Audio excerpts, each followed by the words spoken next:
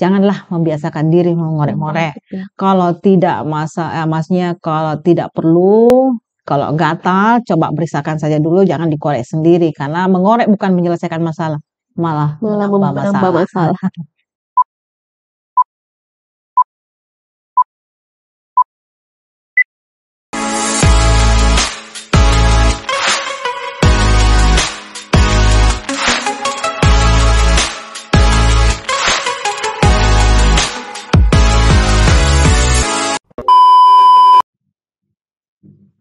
Hai Sobat Sehat, kembali lagi bersama saya Ila dalam RSUD Andi Makassau Talpot. Jadi di sini kita akan kembali ngobrol asik dan santai seputar kesehatan tentunya. Dan untuk kali ini, episode kali ini sangat spesial karena kita kedatangan dokter spesialis THT di Rumah Sakit Andi Makassau. Beliau adalah Dr. Elsye Andriani, SPTHT. Halo dokter, apa kabar? Halo, Selamat siang. Selamat siang juga. Bagaimana kabarnya dok? Baik. Ya, alhamdulillah. Jadi kali ini kita akan bahas seputar kesehatan telinga, hidung, dan tenggorok ya dok ya. Jadi kayaknya banyak di kalangan masyarakat dan juga pastinya sobat sehat semuanya banyak yang mengeluhkan seputar sakit telinga atau apa. Karena biasanya teman-teman sobat sehat semuanya melakukan korek kuping sendiri di rumah. Itu apakah aman atau bagaimana dok menurut dokter? Sebaiknya jangan ya. Sebenarnya Tuhan itu sudah ciptakan kita dengan telinga yang punya kemampuan untuk membersihkan sendiri.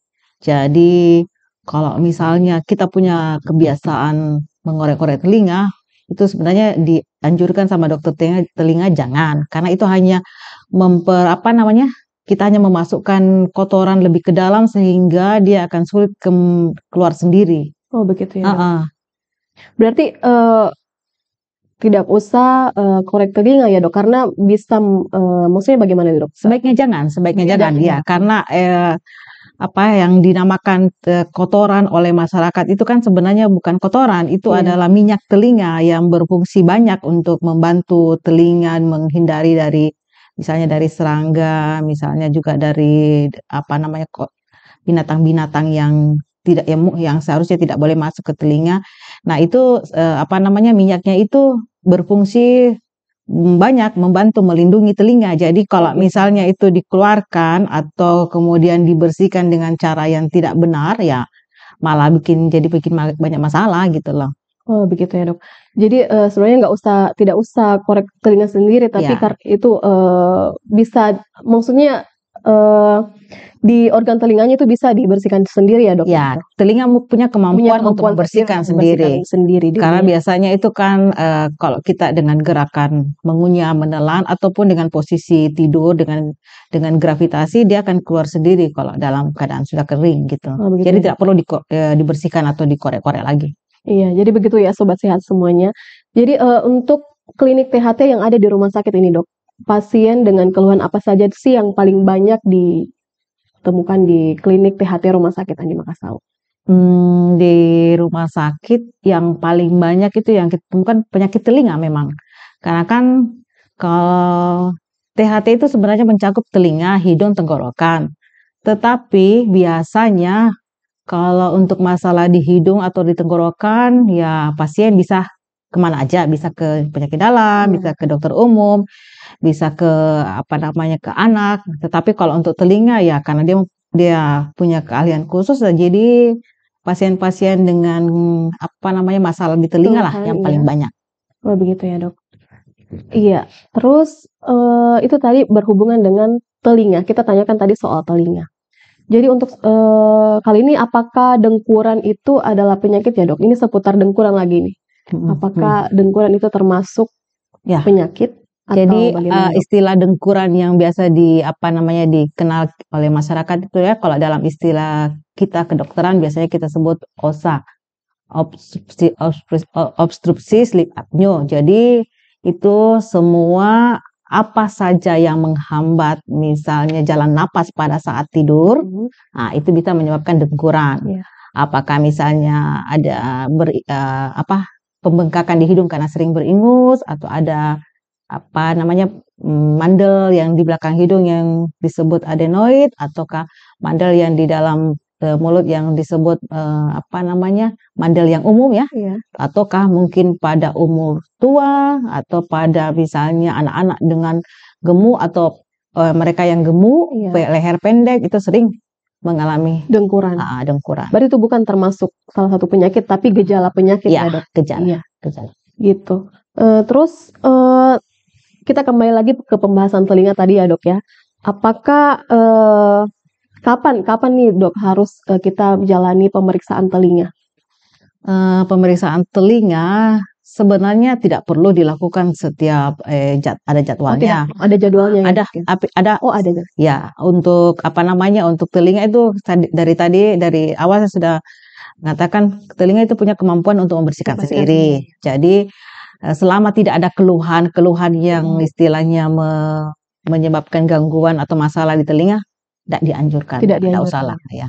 Kecuali ada mungkin indikasi yang lainnya ya dok ya. Kecuali kalau ada keluhan misalnya sudah ada berair, gatal, nyeri atau bunyi-bunyi ya sebaiknya diperiksa apa penyebabnya. Iya. Terus untuk layanan kita sendiri di klinik THT Rumah Sakit Andi Makassau, apa ada layanan unggulan yang bisa di-share ke masyarakat atau sobat sehat semuanya yang bisa di-share dok? Untuk layanan yang ada di klinik THT Rumah Sakit Andi Makassau. Untuk klinik THT Rumah Sakit Andi Makassau saya kira sudah sudah bagus karena sudah bisa dilakukan pemeriksaan telinga, hidung secara menyeluruh, baik itu untuk pendengaran juga sudah ada, apalagi ada alat pemeriksaan pendengaran untuk anak-anak dengan keterlambatan bicara. Oh ada ya dok? Ya ada, itu sudah lama. Hanya mungkin di masyarakat itu belum banyak dikenal bahwa anak-anak dengan keterlambatan bicara itu harus dievaluasi. Apakah masalahnya di telinga atau masalahnya di otak, di kepalanya mereka. Dan itu harus dievaluasi lebih cepat, lebih bagus untuk segera dilakukan tindakan antisipasi. Nah, di rumah sakit ini kita punya pemeriksaan BERA, namanya BERA, OAE, audiometri untuk pendengaran. Ya, yang lain sih umum semua rumah sakit untuk dengan dokter THT ada. Berarti keterlambatan bicara pada anak atau biasa dikatakan speech delay ya dok ya? Iya, itu bisa terjadi, mungkin ada gejalanya untuk pendengaran ya dok, berarti bisa dikonsultasikan juga ke dokter spesialis THT kalau begitu ya dok? Iya, sebaiknya itu. Speech delay ketika anak sebelum bicara secara normal sampai umur 2 tahun, ya itu yang harus dievaluasi. Oh begitu, jadi sobat sehat semuanya, mungkin ada teman-teman atau mungkin anak dari sobat sehat semua yang ada di rumah, apabila ada keluhan dari anak tersebut yang terlambat bicara, mungkin bisa dikonsultasikan dulu ke dokter spesialis anaknya dan bisa dikonsultasikan juga ke dokter spesialis THT. Jadi untuk kita beralih ke penyakit ini dok, penyakit yang berhubungan dengan spesialis THT ya dok ya. Penyakit amandel, apakah amandel itu harus dioperasi dok atau bagaimana? Tidak. Amandel yang dikenal di masyarakat itu tidak semuanya harus dioperasi. Amandel yang dioperasi itu mempunyai kriteria. Kalau misalnya sudah memang tidak bisa dipertahankan lagi dan atau misalnya sering menyebabkan keluhan misalnya batuk, beringus, demam, tidak ya salah satunya tadi itu mendengkur, ya itu dipertimbangkan untuk dibuang saja. Begitu ya dok ya. Berarti sama juga dengan gejalanya sinusitis ya dok ya? Kenapa? Sering beringus atau bagaimana? Apakah ada gejala lainnya dok? Kalau sinusitis itu tergantung dari keluhannya, tergantung daripada penyebabnya. Jadi ada beberapa sinusitis yang kalau masih bisa diobati ya diobati dengan maksimal. Ada beberapa sinusitis yang tidak bisa lagi diobati ya itu harus dicari lagi penyebabnya kenapa tidak mau menyembuh. Nah, kalaupun ketemu nanti penyebabnya sesuatu yang harus memang dioperasi ya baru dioperasi. Tidak semua kasus. Iya. Terus tadi ada saya kutip ada kriteria amandel ya dok. Apakah mungkin bisa di-share ke teman-teman, ke sobat sehat semuanya, mungkin kriteria apa saja dari penyakit amandel tersebut, mungkin yang masih bisa diobati atau mungkin yang paling parah yang harus dioperasi gitu dok. Jadi kalau misalnya itu mandel yang biasa dikenal di masyarakat itu kalau misalnya secara mudahnya aja ya kriteria. Kalau misalnya dalam 1 tahun itu dia sering menyebabkan masalah, Iya. berapa kali frekuensinya dalam 1 tahun itu, ya kalau misalnya sering, ya angkat. Kalau misalnya dia menyebabkan gangguan pendengaran atau mendengkur tadi, Iya. sebaiknya diangkat. Kalau dia sering menyebabkan sampai gangguan pertumbuhan atau muka sampai seperti muka orang yang yang bernapas lewat mulut, yang muka bulat gitu, Iya. sebaiknya diangkat. Oh, gitu. Banyak kriterianya. Yang jelas kalau dia sudah memang tidak bisa lagi dipertahankan dan hanya menjadi sumber penyakit, sebaiknya Harus diangkat. diangkat, ya. Apakah ada gejala awal untuk penyakit amandel begitu, Dok? Mungkin bisa dirasakan di sejak dini begitu, Dok, untuk penyakit amandel tersebut? Kalau untuk penyakit amandel karena lokasinya dia di mulut, ya semua keluhan yang berhubungan dengan mulut pasti mulut, ya? ya itu menelan atau buka mulut ataupun misalnya berbicara, coba diperiksakan. Iya, begitu, Dok. Jadi, untuk sobat sehat semuanya tidak usah takut berkunjung ke klinik THT yang ada di Rumah Sakit Andi Makassau karena sudah ada Dokter Elsie Andriani, spesialis THT yang akan menunggu Anda dan juga bisa berkonsultasi dengan beliau terkait keluhan di telinga, hidung, dan tenggorokan. Jadi, Dok, untuk konsumsi obat-obatan ini, Dok, apakah betul apabila orang yang sering mengonsumsi obat-obatan akan berdampak ke sistem pendengarannya, Dok? Ya, memang beberapa obat mempunyai efek samping yang bisa merusak saraf pendengaran. Itu biasa kita kenal istilahnya ototoksik. Tetapi tapi tidak semua obat, hanya beberapa obat. Makanya disarankan untuk lebih bijaksana dengan obat-obat. Jangan membeli obat sembarang yang diresep di apotek tanpa resep dokter. Kemudian beberapa obat yang sering menyebabkan kerusakan saraf pendengaran, hati-hati dalam penggunaannya. Itu kembali lagi ke kebiasaan masyarakat ya, Dok, ya? Jadi tidak boleh mengonsumsi obat tanpa resep dokter dan tanpa konsultasi dulu ke dokter spesialisnya sendiri. Yang paling sering yang masyarakat konsumsi dan beli sendiri di apotek itu obat-obat flu, obat-obat anti nyeri. Ya, itu yang paling sering. Tetapi beberapa antibiotik juga dapat menyebabkan kerusakan saraf pendengaran. Ya, karena kalau antibiotik itu harus dikonsumsi sampai habis ya, Dok, ya, apabila ada resep dari dokter untuk menyarankan minum antibiotik. Jadi untuk pelayanan di klinik THT Rumah Sakit Andi Makassau, apakah mungkin ada tantangan tersendiri bagi dokter dalam melayani pasien di klinik THT Rumah Sakit Andi Makassau, Dok? Boleh sharing ke teman-teman. Sebenarnya harapan kami ya dokter THT kepada masyarakat lebih banyak ke dokter-dokter umum yang di lini pertama itu edukatifnya kepada pasien, bahwa kesehatan telinga, mencegah kerusakan atau mencegah masalah telinga itu lebih penting daripada mengobati. Jadi kalau kami misalnya dokter THT di rumah sakit itu, kalau pendidikan kesehatan telinga di masyarakat sudah bagus, ya pasti masalahnya lebih sedikit, lebih minimal kan. Nah sekarang untuk pun beberapa penyakit yang juga sering kali banyak didapat di poli THT itu pun juga kesehatan pendidikan edukatif oleh dokter umum membantu sekali sebenarnya. Seperti misalnya jangan kebiasaan mengorek-ngorek telinga, makanlah makanan yang sehat, kemudian mencegah dari kebiasaan-kebiasaan buruk, misalnya mendengar suara-suara bising pakai headset, semua itu. Berarti itu kembali lagi ke health promotion ya, itu sangat membantu. Iya, itulah yang kami harapkan. Health promotion dari lini pertama dokter-dokter, teman-teman dokter di puskesmas, semuanya itu penting. Iya, berarti untuk sobat sehat semuanya, seperti yang dikatakan dokter tadi, kita harus menjaga pola hidup bersihnya juga ya, Dok, ya, dan juga menjaga makanan 4 sehat 5 sempurna pastinya ya, Dok, ya. Iya, jadi mungkin bisa saya tanyakan ke dokter ya, selain penyakit amandel ataupun sinusitis, apakah mungkin ada penyakit lain yang berhubungan dengan telinga, hidung, dan tenggorokan, Dok? Penyakit mandel dengan penyakit sinusitis itu mungkin masih agak lebih jarang dibandingkan penyakit telinga karena gatal atau kebiasaan buruk yang suka mengorek-ngorek. Dan itu yang paling sering yang kami temukan di poliklinik. Jadi saran kami janganlah membiasakan diri mengorek-ngorek. Ya. Kalau tidak maksudnya kalau tidak perlu, kalau gatal, coba periksakan saja dulu, jangan dikorek sendiri. Karena mengorek bukan menyelesaikan masalah, malah menambah menambah masalah. masalah. Karena kotoran telinga itu bisa masuk ke dalam ya, Dok, Ya, kalau salah satunya kotoran bisa masuk ke dalam, kemudian kedua bisa menyebabkan iritasi kulit liang telinga yang lebih halus, jadi mudah infeksi, kemudian dengan masuk air, akhirnya jadi bernanah, berair.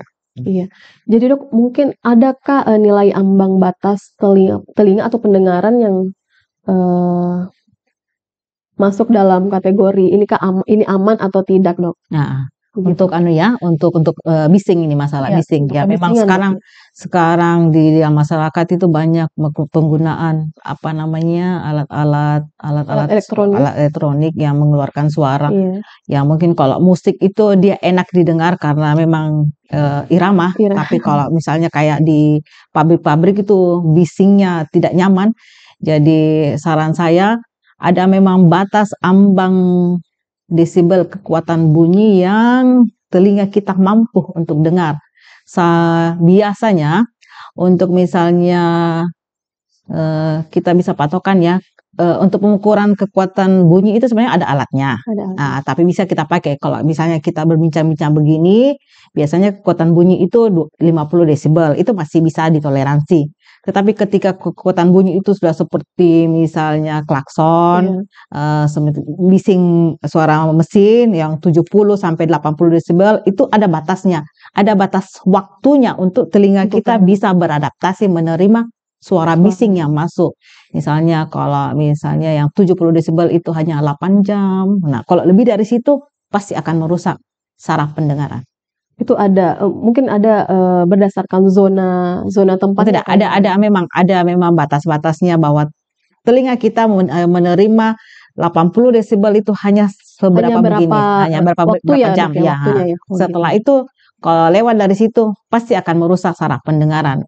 Oh, begitu ya, Dok. Ini ada trauma namanya. Oh, gitu ya, Dok. Kebetulan ini ada pertanyaan dari teman-teman, salah satu sobat sehat yang ada di rumah. Katanya, Dok ya, kenapa kalau bangun tidur itu tenggorokan saya sakit, Dok? Itu ada keluhan. Banyak ya, banyak penyebabnya kalau tenggorokan sakit. Bisa misalnya memang ada infeksi virus atau bakteri, bisa juga misalnya karena iritasi oleh makanan yang terlalu iritan, misalnya terlalu pedis kah, terlalu dingin kah, terlalu panas kah, atau alergi, atau bisa juga kalau dari asam lambung, istilahnya GER. Nah, kalau misalnya orang yang baru bangun tidur dan kemudian dirasa tenggorokannya, ya kita kepikiran bahwa itu ada iritasi dari asam lambungnya pada saat tidur. Berarti itu tidak boleh mendiagnosa sendiri juga ya di rumah ya? Selalu sebaiknya diperiksa, dievaluasi. Harus ke dokter spesialis, tergantung dari keluhan teman-teman semuanya pastinya ya. Jadi Dok, mungkin ada pesan juga untuk sobat sehat semuanya dari dokter terkait kesehatan telinga, hidung, dan tenggorokan, mungkin bagaimana menjaga kebersihan telinga juga, dan untuk tidak mengkorek kuping sembarangan di rumah. Oke. Jadi mari kita semua sama-sama meningkatkan kesehatan atau menjaga kesehatan telinga, hidung, tenggorokan kita, karena itu semuanya penting untuk penting untuk kualitas kehidupan kita. Telinga jangan dikorek-korek sendiri, hidung kita menghindari apa yang menjadi penyebabnya, misalnya beringus, kemudian tenggorokan kita menjaga dari makanan-makanan yang tidak menyebabkan masalah di tenggorokan. Iya, begitu. Jadi mungkin sudah banyak ilmu dan juga kita sudah sharing-sharing ya, Dok, dari tadi terkait kesehatan telinga, hidung, dan tenggorokan, terutama untuk jangan korek kuping sembarangan, dan juga untuk menjaga pola hidup sehat teman-teman atau sobat sehat yang ada di rumah. Jadi mungkin untuk episode kali ini terkait kesehatan telinga, hidung, dan tenggorokan sampai di sini. Jadi untuk sobat sehat semuanya, jangan lupa like, komen, dan subscribe channel YouTube kami di RSUD Andi Makassau, dan juga bisa follow Instagram dan juga Facebook kami di Humas RSUD Makassau, dan juga bisa follow sosial media dokter, di Instagram dokter yang ada di bawah ini dan juga Instagram saya. Terima kasih. Sampai jumpa di episode selanjutnya. Terima kasih dokter atas Sama-sama. waktunya kali ini. Terima kasih.